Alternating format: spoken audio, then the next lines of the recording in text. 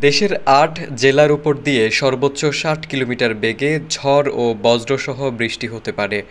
সোমবার দুপুর ১টা পর্যন্ত দেশের অভ্যন্তরীণ নদী-বন্দরগুলোর জন্য দেয়া এক সতর্কবার্তায় এই আশঙ্কার কথা জানিয়েছে আবহাওয়া অধিদপ্তর।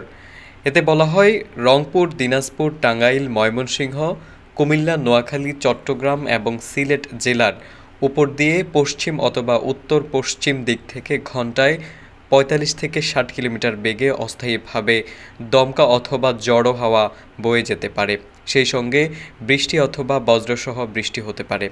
সতর্কবার্তায় এসব এলাকার নদীবন্দরগুলোকে ১ নম্বর সতর্ক সংকেত দেখাতে বলা হয়েছে।